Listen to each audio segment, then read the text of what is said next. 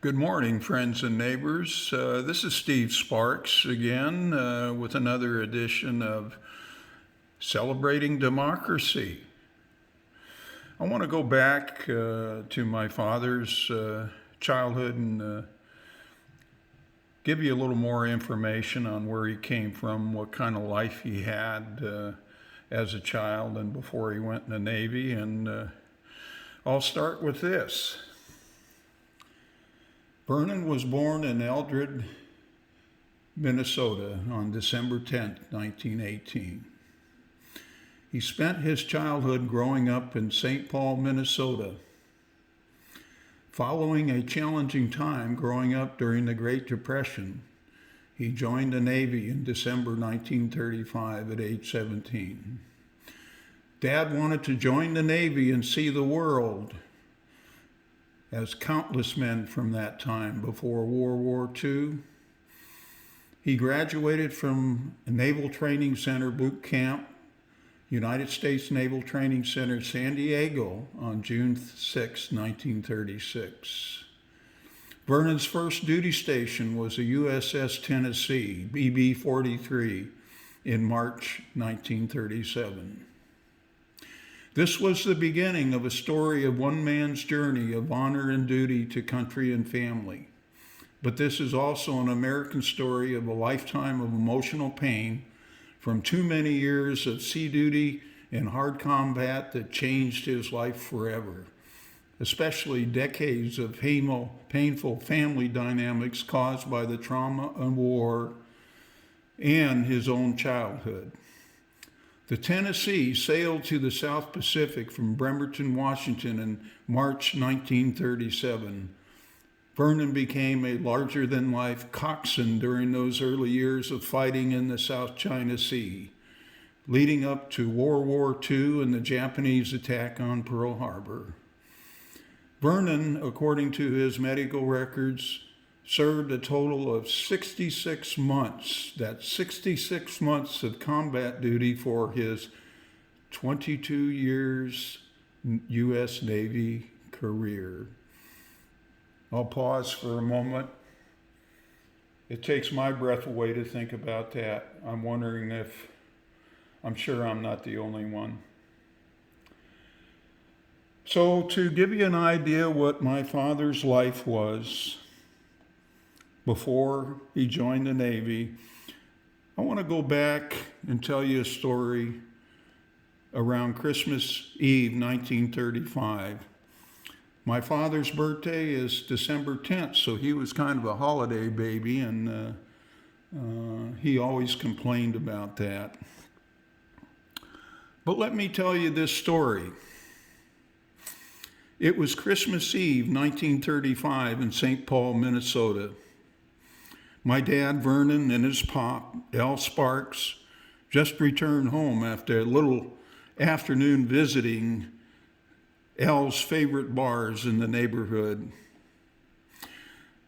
Grandpa was already 3 sheets to the wind, as his family would observe when he staggered in and flopped in his favorite chair in the small living room off the kitchen. Vernon came strolling in after his pop.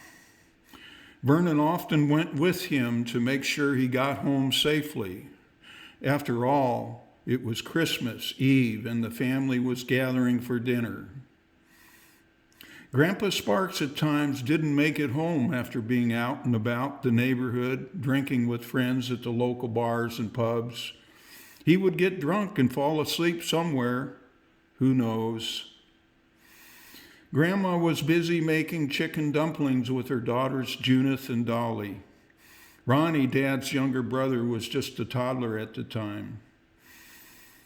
Grandpa liked to hide whiskey in several hiding places at home. My dad knew the places. He changed these places so as to keep his daughter Junith from finding the bottle and dumping it down the sink while Grandpa watched with horror and trepidation. The kids hated holidays because the mood went quickly from joy and favorite Christmas tunes to violence that looked like a brawl in a local bar. Aunt Judith knew there was a bottle of whiskey somewhere and went looking for it while Grandpa took a short nap. Aunt Dolly joined her sister while they hunted for the booze. Vernon tried to stop them, pleading to not touch it. Grandpa would go into a violent rage, he said. Aunt Judith found the bottle in the backyard hidden under a small wooden box disguised as a flower stand. Judith, a 13-year-old teen, couldn't wait to dump the booze down the kitchen sink slowly while Grandpa threatened to kill her. He would say to my Aunt Judith, "I told your mother we should have stuffed you in a gunny sack when you were born and tossed you into the river. You are ugly anyway," he hollered, with hate in his eyes. So as it was for every holiday, including my childhood, that most Thanksgiving and Christmas holidays ended up with violent outbursts, broken furniture, bruises, and chaos. It was dangerous. No child should ever be in a home like this.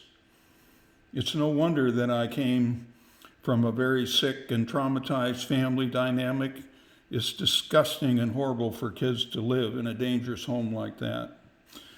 What is sad is the year 2020, families in every community live in a home growing up with violence. My home was this way during the holidays. At least 2 weeks dug in a foxhole. It was survival of the fittest, down and dirty. What happened at home stayed at home. But this wasn't Las Vegas. It was St. Paul, Minnesota, 2 blocks from St. Paul Cathedral in 1935 on Christmas Eve.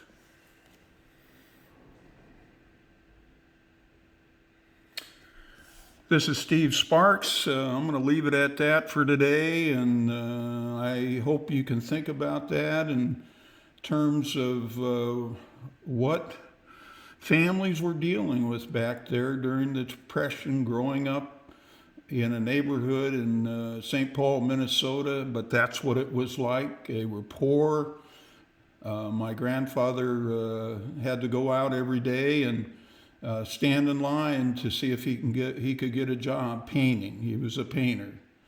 So think about this, and I'll be back to you tomorrow with another edition of Celebrating Democracy.